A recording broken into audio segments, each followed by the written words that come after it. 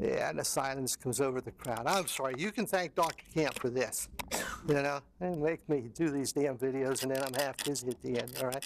So anyway, there's different types of probability. Deterministic, a priori means that we know ahead of time, non-deterministic, and again, the fundamentals of probability, in probability, what does it have to add up to? One, yeah, right? So, you know, if you flip a coin, what are your choices? Heads or tails, right? So is that deterministic in that you know that it's got to add up to one, it's got to be heads or tails? But then there was a twilight zone that it landed on its side. You know, it fell and landed on the curve on its side. Now, what would you do with that one? And all the rules of statistics must go out the window. And then again, are these events dependent on something? So later on, we'll see that you can flip a coin depending on which bucket you'll go to. And then when you go to that bucket, there's a different number of balls in there, the colors of white and red and blue. So whether you pick a blue ball or a white ball or a red ball will depend upon two different events there. We'll go over that. And here you go.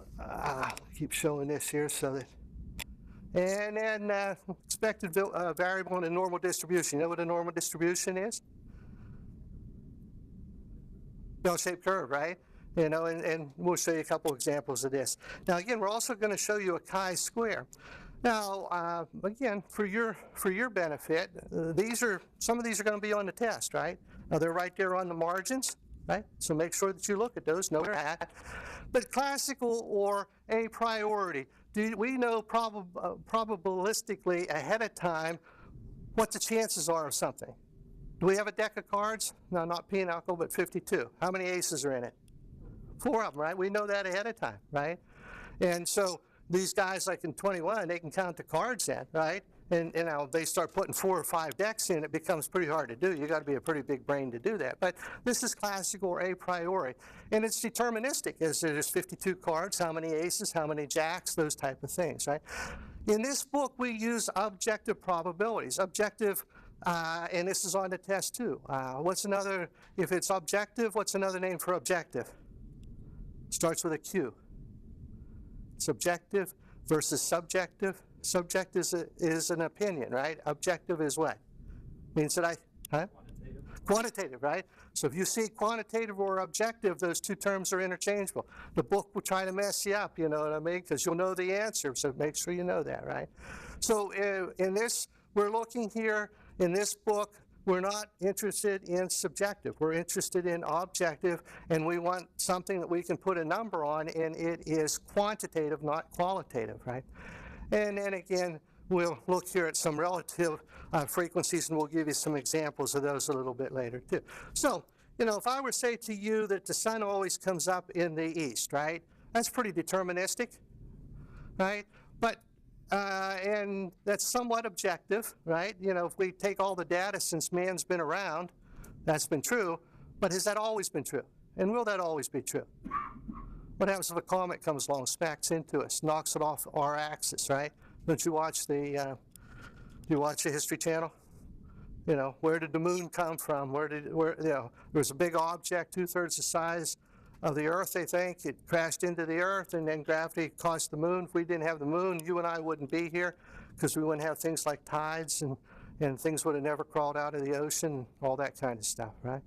What do you think about global warming? Is global warming occurring? I'm being a little marketing management. You think it is? Is it common cause or special cause? Special cause? And what's the special cause, do you think? What's the special cause of global warming? Yeah, so we're messing up the ozone layer with the CO2, right? But is there some common cause involved here that maybe we don't have any control over?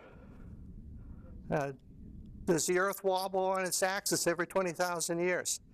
Will the Sahara Desert at one time become a marsh again? Ever look at the pyramids? The stones in the pyramids, what are in the stones in the pyramids? Sea life, mollusks, you know, shellfish. Where did they get those stones? From the Sahara Desert there, right? You know, around Egypt, whatever.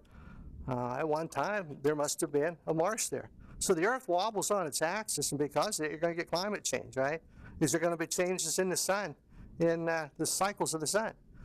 Right? So This is the things, that when you look at it as to whether it's deterministic, whether it's a priori, whether it's objective, subjective. Will the Steelers win the Super Bowl this year? They re-signed Pouncey, you know what I mean? So I'll bet you if we go to the bars tonight, there's going to be some drunk son of a bitch sitting there telling you that they're going to win it all, you know what I mean, right? As long as Roethlisberger doesn't wreck his motorcycle, right? We should be in good shape, right? So again, guys, these are fairly easy give me points that are on the test there, and again, we want to, like they said, this is going to add up to 1. The probability of something occurring has to be between 0 and 1. There's a 50% chance of heads, a 50% chance of tails. If I have a fair die, does anybody have a fair die? the singular of dice, how many even are on there and how many odd? What's the chances of me getting an even one? How many sides are there? 6, right? You guys aren't gamblers, right? 3 of those are odd and 3 of them are even, right? So there's a 50-50 chance there that I can get odd or even, right? And but then we get into possibilities. Is it the same to get a 6 as it is to get a 5 as it is to get, a 4? Those probabilities change. Again, we will give you. You guys know what mutually exclusive and mutually exhaustive means, right? Again, is it possible that you could be a management major? And is it possible that you could be an MIS major? Those would be 2 Venn diagrams, right? Here this makes me dizzy here. I could be finance or I could be MIS, right? But these are mutually exclusive. I'm either finance or I am MIS. But is it possible that some students may be a double major? Then they're not mutually exclusive, right? And if we have all the possibilities, what's that called? Mutually, starts with an E, exhaustive, right? Okay. So again, all these things. You guys are smarter than what I am here. Frequency distribution. Again, we're going to show you the bell-shaped curve, and give you the percentages of plus or minus 1 standard deviation, plus or minus 2 standard deviations. Have you worked with t-tests before? Student t-tests? And student t-test tables, do you know how to use those in the back? So we'll have to do those today. And again, even if the lecture doesn't make too much sense, when we do go over the examples of the problems, we should be in pretty good shape here. So here again, something being collectively exhaustive if it includes all the events. So take a look at this example, and you may see something like this on the test. What are we saying here? And did I not tell you guys that for all intents and purposes in this class, are there any F's? Are there any D's? Are there any C's? There's probably A's and B's, right? But in a normally distributed here, there's almost as many A's as there are F's, right? There's B's and D's are about the same, and the majority of them are going to fall somewhere in the middle here, right? Most of us are average, right? Most of us, if we could hit in the major leagues, the longer we stayed there, the more we would rest towards the mean of hitting an average of what? 250, right? Some guys hit 250 and make millions of dollars.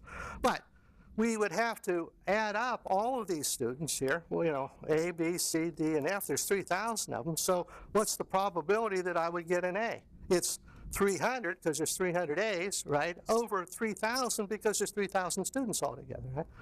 No problem, right? You understand that? Again, what's that magic number on the bottom on the right that it adds up to? 1, right? It has to come out there. Now, again, there might be rounding errors and those type of things. Now, there's also marginal probabilities here, so you have the probability of A and B, but if we know the probability of A occurring, do I know what the probability of B is? Right? If I flipped it 10 times and 6 times it came up heads, how many times are going to come up tails? 4, right? So, these, and really all they're showing you here, the way that we read this, the probability. Now, again, for my friends here in the back, you got to read these close, because if it says or and here, it's going to make a difference. You know what I'm saying? But I'm going to tip you off. What's the probability of A or B is equal to the probability of A plus the probability of B. And again, we can use these Venn diagrams to show that. This is a Venn diagram. Your finance, your MIS or